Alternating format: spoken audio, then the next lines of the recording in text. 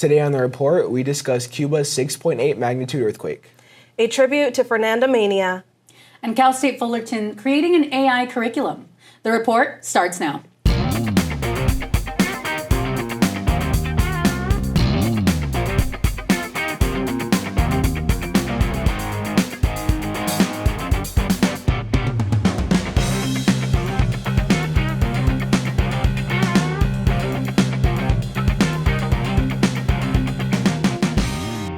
Hello everyone, I'm Justin Rosette. And I'm Gabriela Machuca. And I'm Jasmine Alvarez. Don't forget to follow us on Twitter at The Report CSUF or on our Titan TV Instagram at Titan TV CSUF to keep in touch with us and view our newest content. A 6.8 magnitude earthquake struck off the coast of eastern Cuba on November 10th, causing material damage in several regions. The earthquake was reported about 24 miles south of Bartolomé Mazo before noon, an hour after a 5.9 earthquake rocked the area. The island was still recovering from the impact of Hurricanes Oscar and Rafael from the past month. National blackouts associated with flooding from Hurricane Oscar killed 6 people after it crossed the eastern coast of the island. A local resident shared, quote, "In other occasions, we've felt the earthquake, but not as strong as now," end quote. The quake was also felt in the eastern provinces of Santiago de Cuba, Holguín, and Guantanamo, with shockwaves even reaching southern Florida. Though there was no significant tsunami threat, a warning of a small possibility of tsunami waves along coasts located near the epicenter was issued. Cuban authorities have yet to provide a detailed assessment of the damage caused by the earthquakes. Los Angeles Dodger legend Fernando Valenzuela was honored with a public funeral that drew thousands of fans, teammates, and sports icons on the morning of November 6th. Valenzuela, beloved for his contribution to the team's success in the 1980s that ultimately led to the 1981 World Series win against the New York Yankees, died on October 22nd at the age of 63 due to septic shock. His passing came just 3 days before the Dodgers embarked on their successful journey to win their 8th World Series championship, their victory parade being hosted on what would have been Valenzuela's 64th birthday. The Mexican-born pitcher was known for captivating large crowds from Los Angeles' Latino community whenever he took to the mound, becoming a cultural icon and attracting new fans to Major League Baseball. His funeral was held at the Cathedral of Our Lady of the Angels in downtown Los Angeles, seeing around 1,000 people in attendance. Valenzuela, a 6-time All-Star, remains the only player to win both the NL Cy Young Award and the Rookie of the Year in one season. His Fernando Mania legacy is now commemorated with a 6-story mural in Boyle Heights. The National Science Foundation gave Cal State Fullerton a $400,000 grant to develop an AI-focused curriculum and hub. The grant project, CAP Inspire, aims to promote AI research and education, preparing students for a career in the AI workforce. Yu Bai, Associate Professor of Electrical and Computer Engineering, will spearhead the initiative and work alongside multiple faculty members, including the Electrical and Computer Engineering Chair, Jidong Huang, and Associate Dean for Graduate Programs, Faculty, Research, and Innovation, Kieran George. The grant allows students to receive training through hands-on, project-based learning where they will develop fluency in AI, technology, gain an understanding of machine learning, and grow data science skills. Bai intends to establish Cal State Fullerton as a leader in, quote, inclusive AI education and innovation, end quote. He feels that the project will be essential to get students up to speed, quote, by fostering technical skills and ethical awareness. The project prepares students to meet the evolving demands of the AI workforce and make meaningful contributions in a fast-changing, AI-driven job market, end quote. So now moving on to our banter, first talking about this topic of the Cal State Fullerton AI curriculum. I want to ask you guys, what are your personal experiences with AI in your college life, and how do you feel about this curriculum? So for myself, I want to say that when I got my bachelor's degree, didn't use AI, and it wasn't really as popular at the time. And I worked over the past couple of years, and this is me coming back to school, and this is my first semester. And I think it's been really interesting seeing how ChatGPT is being used by my classmates, though I still haven't because I don't feel comfortable personally. But also, what I thought was the most interesting is that one of my welcoming graduate students workshops, one of our professors was actually stressing to us about how she felt that it was essential for us to learn about AI because she was explaining that we needed it so that we could be competitive, and that different professors within the department are going to have different opinions, but in her methodology, she gave us the more ethical use of AI, according to her, and how we could utilize it in our classes, but of course to always check with our professors. So I thought that that was really insightful and helpful and very progressive of her. So yeah, definitely. I think you touched on something that was so important too, the ethical part of it, right? Because I think there's a way to use it ethically and still being able to cite our sources or cite that there was AI used. We're seeing it even in social media. They have to cite AI was used in this video or this was created using AI. So I think it's good because it is where our future is headed. But that point that you bring up, I think is so important. We do need to make sure that we're being ethical when we're using it. I think for me, my personal use of AI goes as far as like using ChatGPT just to like goof around. I was never someone who really liked to use it for my classes. I'm like, I don't want to get caught and have to, fail a class.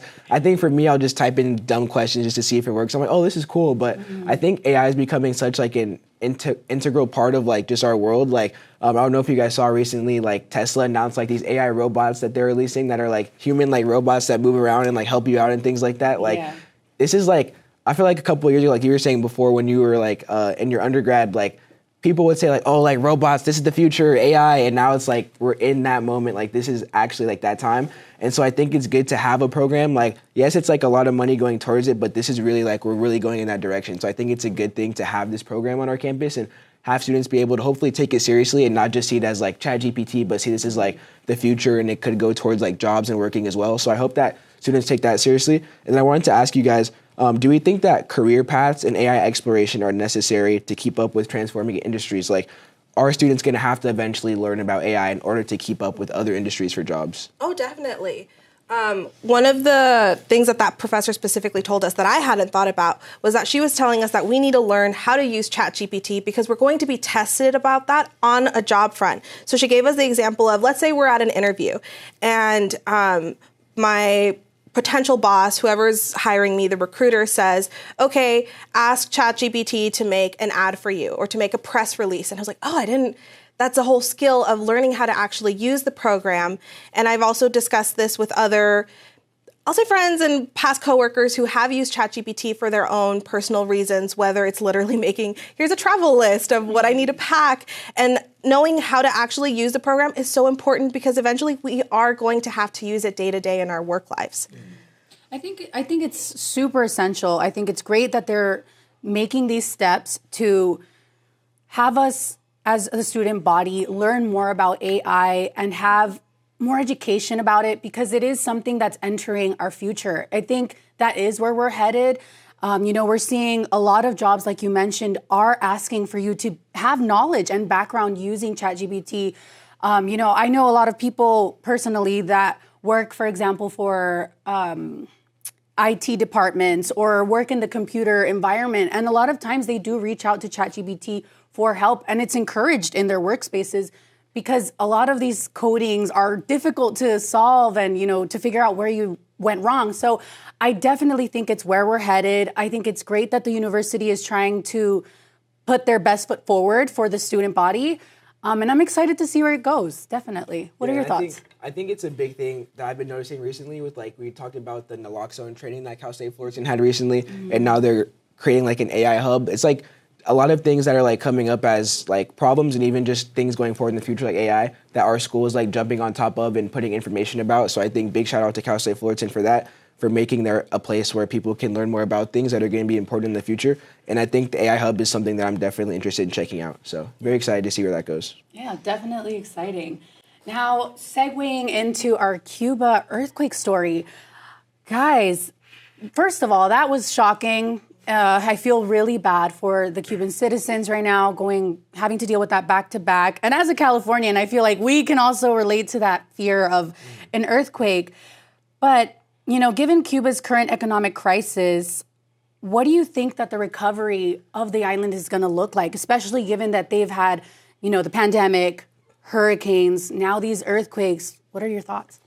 I think First of all, my prayers are being sent to Cuba. I think it's so just heartbreaking seeing like from the pandemic and then even just more recent, 2 hurricanes a month before, and then the day before, like an hour before, they had one earthquake, 5.8, and then a 6.8 like an hour later. It's like just one thing after another, and it's like, when are they gonna get a chance to like just recover, you know? Yeah. And I think that's like the biggest thing for them is gonna be just having like, you know, hopefully not having any, and it's crazy because these natural disasters are so rare. So for so many things to happen at once, I think right now you just have to hope and pray that for the next however much long they need, nothing else happens, that they just have that time to fully recover and just kind of just try to recover and just get better. I think one of the good things you can look at is that there were no casualties in this earthquake. Right. This 6.8 is that's a really big earthquake, and so I think it's a good thing that there were no casualties. And hopefully, like I said, they just have time to recover, just have time to heal mentally and emotionally. Of course, like landscape-wise, there's going to be a lot of healing that has to be done as well. So yeah, I think Cuba just needs time to be able to heal and time to be able to recover. No, definitely. And unfortunately, it's all about the finances, right? Because they are in their economic crisis. Mm-hmm. And I was reading about how one of the big ways that they differentiate in terms of their classes is when family members outside of Cuba send them money. So lucky for those families, but not so much for those that don't have that kind of financial support or resources. So now it makes me wonder, okay, we're in this recovery period, but I didn't really get to see that much in terms of other countries sending in help. So I'm hoping that finally that gets to happen and that we get to, you know, make a little bit more awareness about that. And it makes sense, I think, tying into also how there's been a lot of unrest with the citizens because they're, you know, obviously unhappy and troubled and struggling.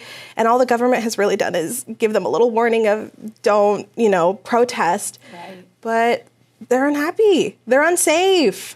Yeah, definitely. And I think you touch on such a great point.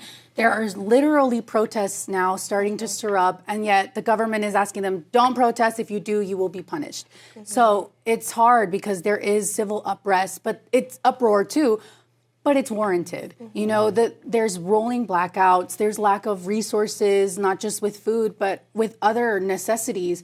So it's clear that the islanders are upset, mm-hmm. and it makes perfect sense. The government warned, right, that they would be punished. What do you guys think? How do you guys think the communities should band together to vocalize their upset?